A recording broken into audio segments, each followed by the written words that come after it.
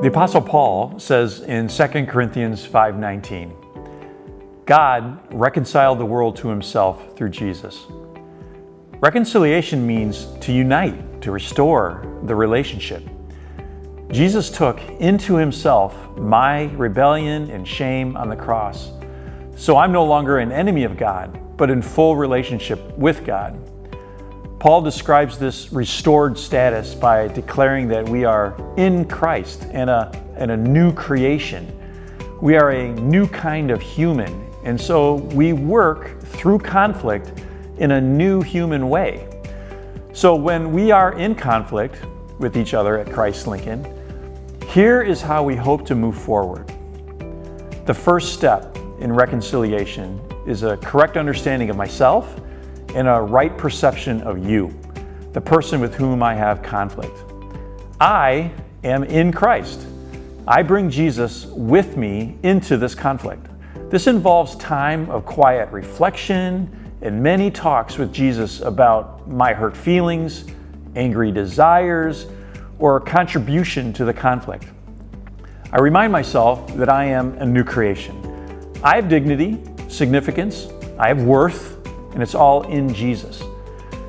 This security allows me to apologize when needed and speak clearly and calmly in this conflict. But I also need a right perception of you. I need to make the conscious decision to believe that you are not evil, not my enemy.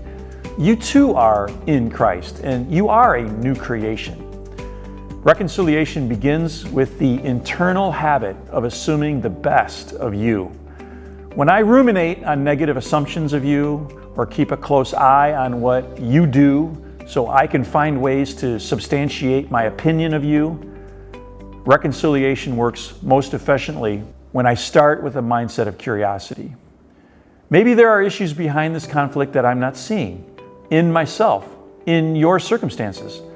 This is putting our new creation into practice. The second step of reconciliation is talking directly, not texting, not emailing, certainly not posting. If I have anything to say to you that will be difficult for you to receive, I must do it in person. Seriously, I'm not going to explain my circumstances, ask you questions, or try to resolve this conflict in any way through electronics. If we practice this one rule, reconciliation has a chance. We violate the rule and outcomes are disastrous, always disastrous. In Matthew 18, Jesus says that when you have conflict, not if, go and find the other person and talk. This also means that I can't ghost you, ignore you, because the work of reconciliation doesn't seem worth it. You're my fellow new creation, and you're worth the effort. Sometimes it's helpful to have a trusted, uninvolved friend to help navigate the conflict. Matthew 18 speaks to this as well.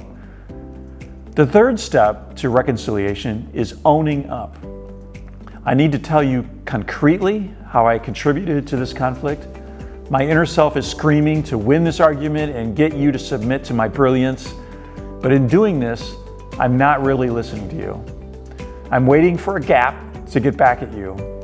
To not act on these impulses is a miracle. The power of Jesus is fighting against my selfish stupidity. Rather, I am a new creation. I am in Christ. In this security, I can own up to my part in this conflict and give you the opportunity to do the same. The last step of reconciliation is a clear word of forgiveness, which means I'm not holding this against you. Our relationship is restored. This doesn't mean that we suddenly become best friends. You may not even like me. It may take time and effort to rebuild trust. Forgiveness means that I am intentionally choosing to not hold you in resentment.